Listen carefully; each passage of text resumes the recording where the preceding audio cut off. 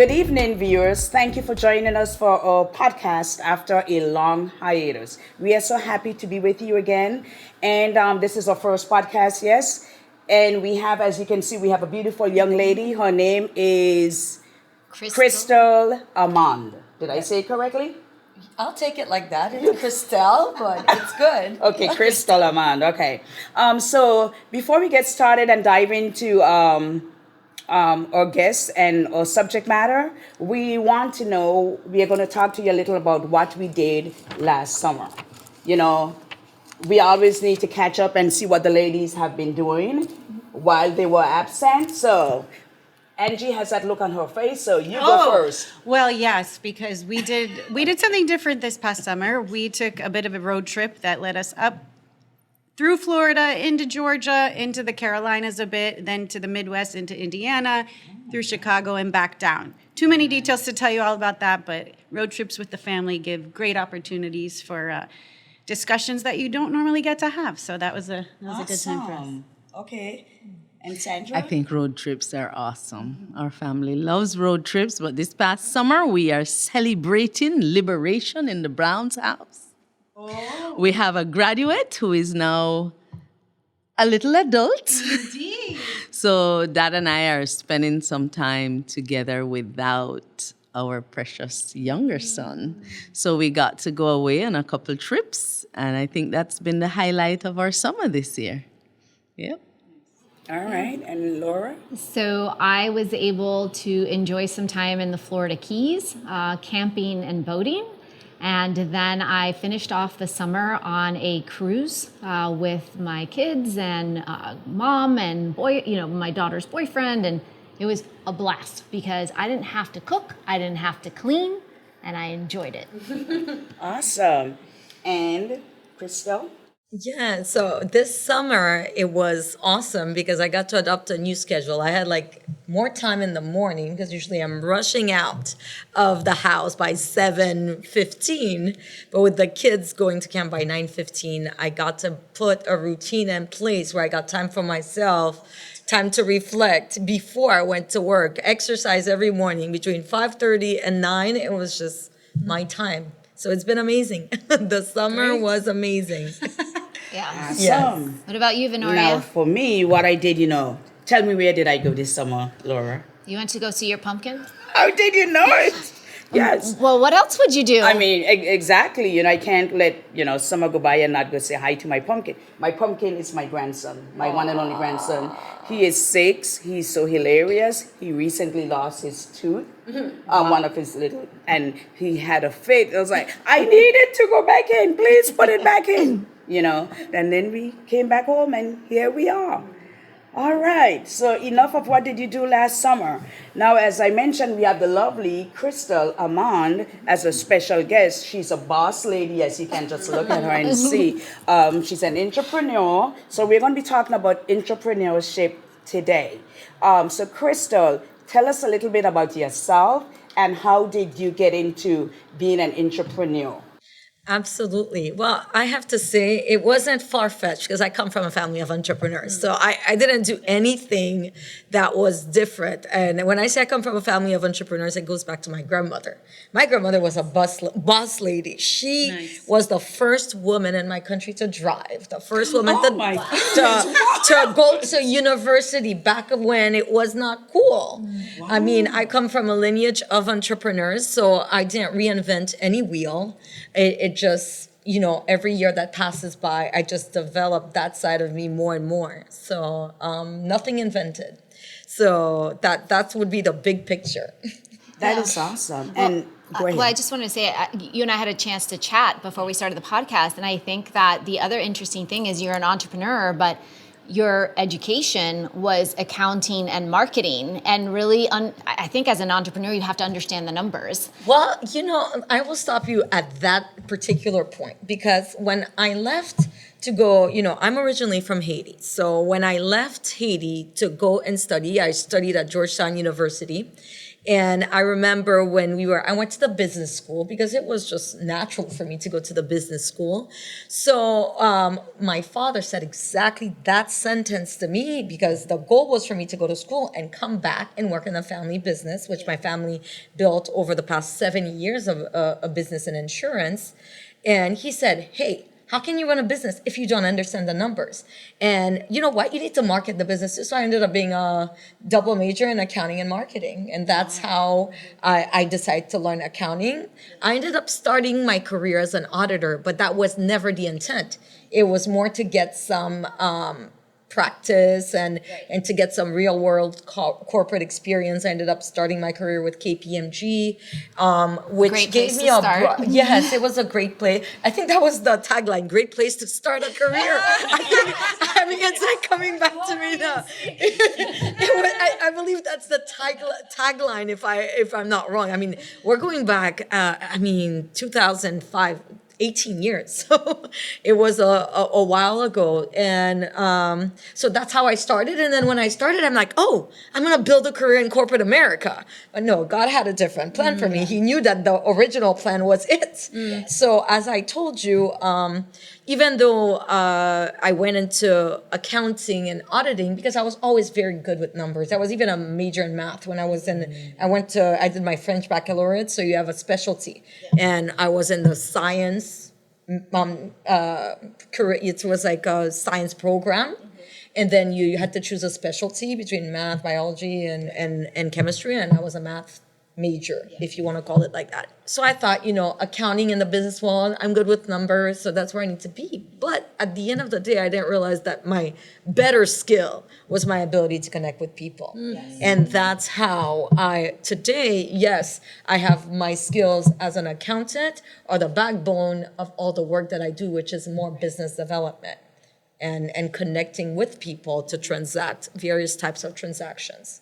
And then we'll talk also, I write, and my goal is really through what I write is to inspire all the things that I learned as an entrepreneur. How can I transmit those lessons that I would have liked to understand when I was 5 or 7 years old? Because the truth is, whatever you would have given and fed me, I would have taken. Whatever you would have taken me, I was like a sponge. And a very determined one on top of that. Nice. I am very impressed. I see we have a lot of things in common. You're in the insurance field. You're also an author, so that's great. And I see that you have sold over 20,000 books. That is awesome. And you're into children books. So tell us a little bit about that. Okay, sure. So when I decided to start to write, again, it was less about the author than the entrepreneur in me. Back when I started to write, I was still living in Haiti. And I was already doing some stuff working in the family business at the time. So everything was around what already had 40 to 45 years of history. And I sort of had to mold myself inside of an existing structure. And there was the little, I don't want to say rebel in me, but the creative side of me was like, you know what? I am not able to fully express Krystel because I have to, if you have to work as a team in a 40-year-old business or a 50-year-old business, it can't just be all about you. So I was like, I'm going to have to do something where I can do whatever I think is the right thing. But I was already working a lot of hours at that point. So I said, and I had very young children. My kids were 4 or 5. I said, if I'm going to be doing something else, I'm going to have to integrate my kids because it's not, I'm exaggerating now because I have no time. So I said, well, if I'm going to do something else that relates to work and I integrate my kids, then it can count for both, the hours that I'm doing both. So the first book I wrote, and it came from a need, I said, okay, if I'm going to write, I'm not going to write little stories. I'm actually not the fun person that's going to write little fun stories. Anybody that knows me, Krystel is everything but like fun. That's nobody. I don't think any of my friends would say I'm fun. Maybe they'll say I'm serious, but they will say I'm fun. So I said, okay. I couldn't find level 1 books in French. My kids were learning how to read in French. I said, are there no level 1 books in French? Ooh, that's a need. I need to write level 1 books in French. That's how I wrote my first books. And I said, okay. I told the kids, we're going to write level 1 books in French. I don't know if it's how many I'm going to sell or anything. So why don't we write stories about you guys? That way, that'll be your legacy. And if we only sell a few, when you get older, you'll have that as part of our family heritage. Awesome. That's such a great idea. It So is. I ended up sending because I can't draw anything. So ended up finding an amazing illustrator sent by God. And I sent her pictures of my kids, and I said, please make the characters look like that picture. And my 2 main characters from our original books are really caricatures of my kids. And then the ones that came later on are often caricatures of my nieces, or most of them are caricatures of people in my family. I think it's great that not only are you doing it and educating others through that, but touching on the legacy piece of incorporating your whole family, right? You stepped into a family business that was 40 to 50 years, and the entrepreneur and you just developed another family business. Absolutely. And to that point, I took it one step further. So the first little stories were just, as I mentioned, it was an educational goal that was about an objective of serving a group of children in a language that didn't have that category of books. But then within a year of starting to write, and one of my friends, Paola, actually, I was coming here for a book fair, and she said, I think if you're coming into this market, you only have books in French. I highly recommend you have some books in Creole, especially you're telling me you have books that are about Haiti, because at that time, that was my second series. She's like, I highly recommend you have a Creole books. So I came with my bilingual books, bilingual English, Creole, and then from there, I moved here, and I'm now living in Miami, and I came up with a bunch of other languages and a focus on bilingualism. But from there, I really went one step further in terms of, to go back to your comment about building a family legacy, is that I said, okay, going back to the comment that Krystel is not the funnest person, I said, I cannot write if I don't have a purpose. I cannot just write stories. I'm out of stories by story number 3 because, it's not about entertainment. And that's how from that stand on, maybe starting with my 7th or 8th book, I said, I'm going to have to incorporate the values that I want to transfer to my kids and that I think kids should have into the books. And it went from incorporating values, and with my latest series now, that is the Foundation for Success series, to bridge the gap between academic learning and life success. I was always the good student in school, always had A's, did well in every subject from philosophy to even PE, did well in every single subject, but I felt as an adult that there were certain skills that I didn't have, or I didn't understand the relative importance of certain skills. And that rebalancing act, I mean, I'm almost 40 soon, and it's still something that I am continuing to work on, but I said I want to bring it to kids when they are 7, 8 years old. If you hear my 9, my 10, my 11, they were 9 going to 10, my 11-year-old. So I understand the relative importance of some of those skills that are not taught in school. And Are you talking more about EQ and interpersonal skills or academic That's a great question. That is a great question. The school covers the academic. That's not my role. I don't need to cover the academic skills. But what are all those other skills that matter more? The power of your thoughts. I don't care what you're doing. If you don't understand the link between your thoughts and your reality, you can be self-destroying yourself or self-building yourself. And the importance of, for example, giving, the circle of circulation, the importance of perseverance, of taking massive action no matter what you're doing. You guys have this podcast. You ladies are on fire. Like, you can't do one podcast for it to have an impact. So you guys have taken massive action behind that one idea of doing a podcast. It doesn't matter if you're a preacher doing a podcast, if you're doing business development, if you're in insurance, an author, nothing worked if you're not putting massive action behind it. The importance of consistency. Those things, we don't talk about it as a thing.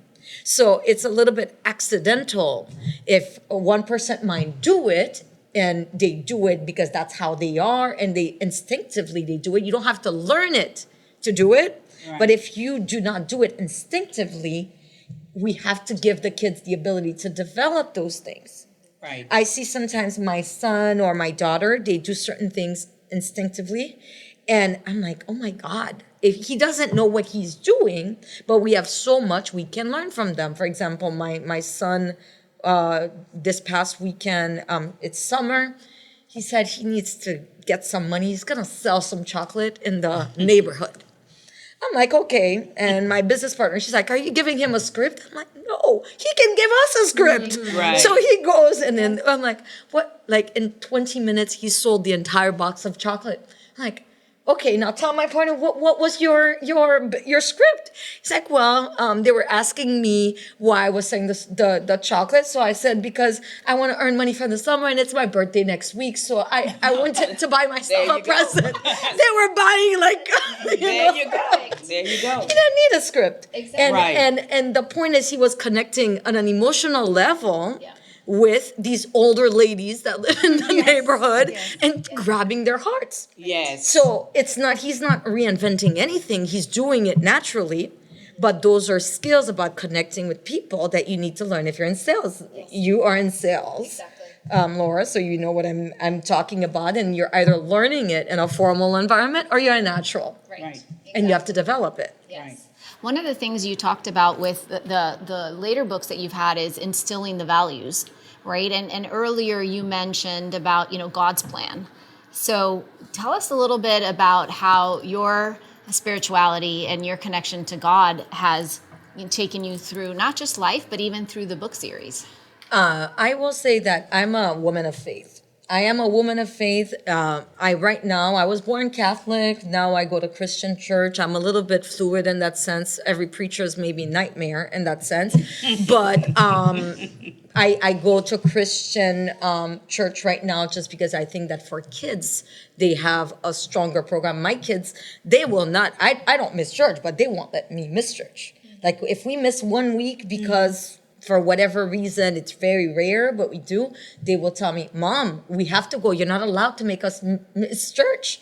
And I always tell my kids and myself, my faith and a greater power is my guiding lights.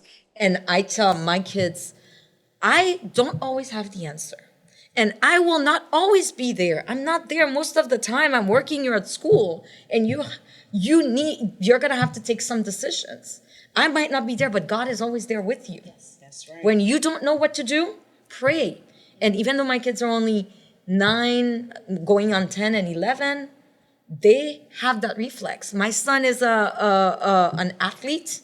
You need you can practice every time with that element of luck of whether, it goes well at the time that it matters.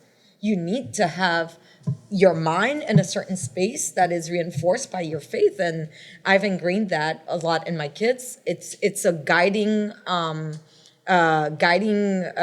light in my own life.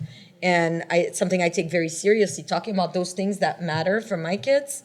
Their faith is a very important element of their path to success and to a good life at the end of the day. Because what's a successful life is a life where you feel you're achieving, where you feel, it might be hard, but you feel good about what you are doing. So, yes. So I do incorporate it in the books, but not from a religious standpoint, more the non-religious elements. For example, I mentioned when I write about the law of circulation, it's nothing short of faith. That giving and the belief that it will come back to you. I give to Laura, it'll come back through Angie or somebody else.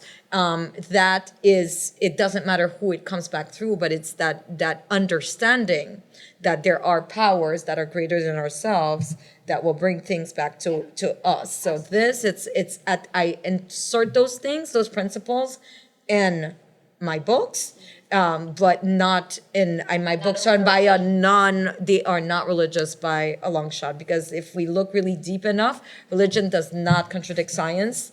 But it's just we do not teach it like that. Correct. So I just stay on the non-religious side of things. Right. Now, I know for being an entrepreneur, it requires three things. I mean, it requires a lot of things, but three important things stand out: creativity, taking risk, and being passionate. I know for me, I'm passionate. For you, what is the most important of those three?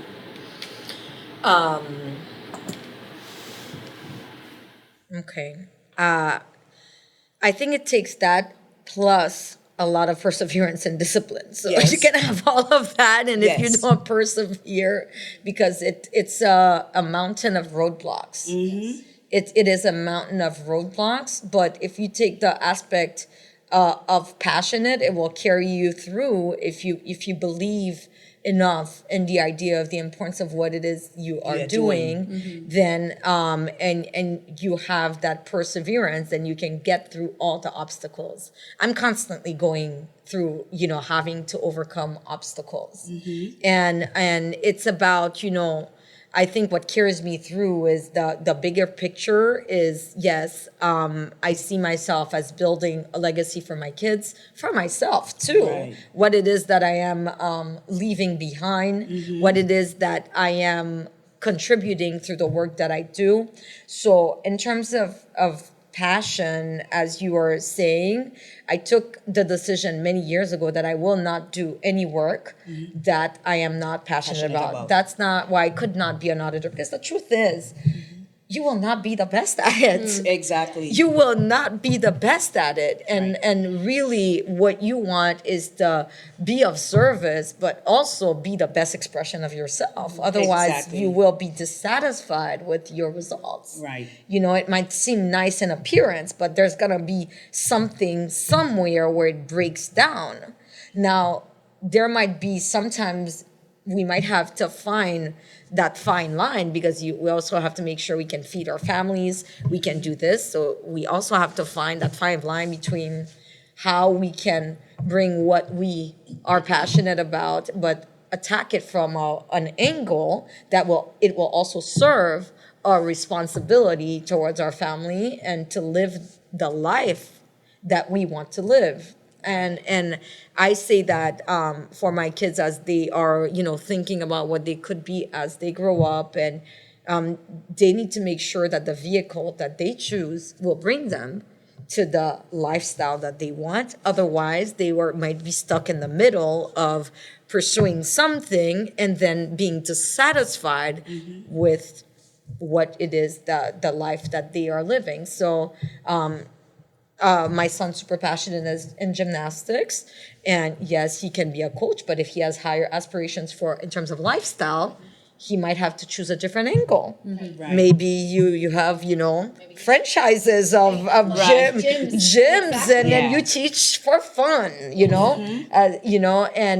and that's the reality of things. Somebody might like education, but there are certain limitations for certain sides of of education, and it's about choosing a path that can be aligned with your passion, but also your aspirations. Right. Right. And it's funny that you said that's why you didn't go into auditing, even though, Oh, I did it for 6 years. That's how I knew for sure. Right, exactly. I'm reminded that I was offered I was going to apply. I applied for a position, an analyst position, and I was given an interview. I was set up for an interview over the weekend. This is years ago. Over the weekend, I thought about it, and I'm like, I'm not an analytical person. It's no way I could crunch numbers out there. I cannot do that.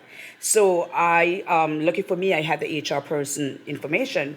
So I sent her an email over the weekend, and I said, because the interview was going to be on a Monday, and I said, I'm sorry, Laura, I'm rescinding my application because I just saw nightmares. Because that's not me, that's not who I am. Right. So you have to be passionate about what you do, and you have to know what it is, your capabilities, and you have to enjoy doing what you do. Krystel, I have a question for you on the issue of taking risks. Because Veneria mentioned the willingness to take risks, being creative, being passionate, those flow. But then you have a bunch of people listening to you who would like to step out, but they're scared of the risk, They may be passionate. I think your heritage helped you. So what if they don't have that? What if we have somebody listening to us who has no grandmother and no family support like that, but they have the passion and they have the creativity, but they don't have the support? What do? They may even be following an educational path. I think a successful path is finding God's will for you and following it, then it's going to work. But what about that person who is sitting there listening to us and says, it's good for you because you had grandma and you had 50 years legacy, what do you tell that person? Well, I think today, even if you don't have in your immediate environment somebody that had that legacy, with everything that's available online, if somebody is looking for a mentor, and they don't even, a mentor, I understood a few years ago, you have to really define it. You have some mentors that are going to be talking to you on daily, and then sometimes all you can do is find mentors online that, you cannot get necessarily a lot of feedback, but you can follow them, learn from them. Information is available. So I think that side of things today, it's leveled, equalized. Of course, maybe you're going to say, well, it's in your gene or whatever. Well, that part, I don't know. But and this, and I'll never know if what part of it was in my genes and what part of it, was environment and me wanting to push myself. But I think in terms of access to information, the person that would want and didn't have in a family background, the information is there if you are willing to make the effort. And then the second thing, risk. I take risk and I fail all the time. Mm-hmm. I mean, I'm not going to feel bad for somebody that takes a risk and fail because it happens to me all the time. So, and I think people need to hear that. I mean, it's like, so what is it that say that they say success is what happens as you're failing toward your way towards success. Right. That's right. And that is definitely what I have had to go through and that I continue to go through every day. So I say we all have different circumstances and we all have different challenges at different time of our lives, and some might seem more severe than others. But one thing, rest assured, if it's not one problem, it's another. So I say, whatever problem you have, start wherever you are and deal with whatever problem you have and take the next step. I love what Oprah says, and my partner and I were always saying that. What is the next best step? She repeats that all Just the one. time. Mm-hmm. What is the next best step? Not perfect step. No. Right. What's the That's the next best. best step? Right. That you need to take.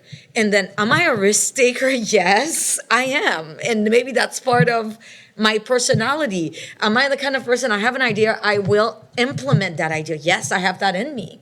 Mm-hmm. Because if you do not implement the idea while it's fresh in your mind and you have the motivation, it might just pass. Mm-hmm. So, yes. And are you gonna fail? Maybe, probably. And then, after failing enough time, and if you're faithful enough, work enough, that day comes, and that's where the faith part comes, that, if we were in this country at least, you will have a chance. Speak for a second to those successful in creating something, in being an entrepreneur or leading a business. And would you say that it's a value to find an apprentice, always have somebody learning with you all the time, and not just keep your knowledge to yourself? How do we create a legacy of creative think tanking and that kind of thing? So I think if I had a boyfriend a few decades ago that says when the student is ready, the teacher shows up. You are the person that really, really is looking for a mentor is going to find him one place or another. Yes. From the standpoint of legacy, I think we each will do it differently. Some people will be, depending on where they are, what it is that they do. Mm-hmm. Some people might do that mentorship through books. Some people might be a one-on-one that in their church they mentor people. Some people it might be in their alumni network. They are part of an alumni network and they mentor the kids in the school that they went to. So I think it's not cookie cutter. I know Me, I choose to write through the books. I put some of those principles that I hope will serve some kids.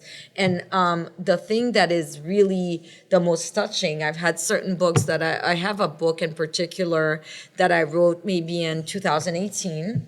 And it was really to serve my daughter that I felt she would always come back home often when she was 3, 4, crying, oh, no one wanted to play with me. No one wanted to do this and that. And I wasn't sure how to help her. And it took me a while to say, okay, what am I going to do? Because when you come back, you have two elements to getting those kind of feelings. There's the fact that you have people that might really treat you a certain way, but you also have the perception.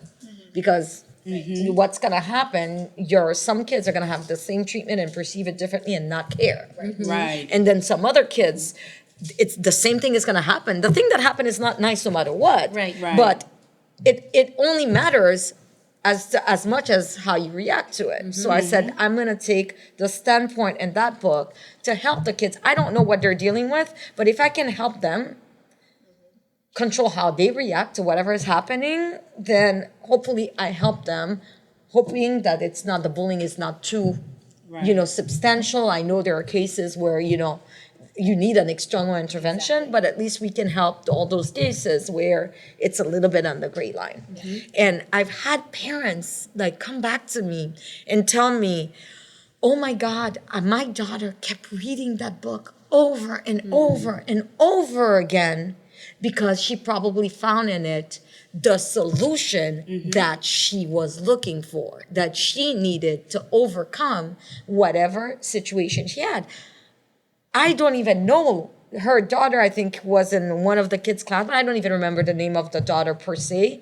I just remember one of the parents coming up and telling me that. That's a form of mentorship. So in terms, yes, I think that we have to broaden our understanding of what the mentorship means, and we can intervene at various levels, but I really believe that when the time is right, and I should say the time is right, but we should do our best wherever we are to be able to bring whatever we can to whoever we can help. So on whatever form that would be. That's great. Wow. This has been, listen, the introduction was that she's a boss lady, okay? This is the first I've met her, but she speaks with authority, and that is something that I admire, right? So, Krystel, it has been an honor having you here with us today, and I hope that maybe we can tap into you another time and have you back, because there's so much more to discuss about entrepreneurship, which is also part of leadership. So keep your phone and your email. You might be hearing from us in the future if you're willing to come back. So again, thank you again for coming. There have been so many authors on Global Women Enrichment. We may have to do a GWEBC, Global Women Enrichment Book Club. But anyways, again, thank you for coming. If none of the other ladies have anything to say, Laura, can you take us out? We look forward to seeing you again real soon. Remember to visit us at gwenrichment.com.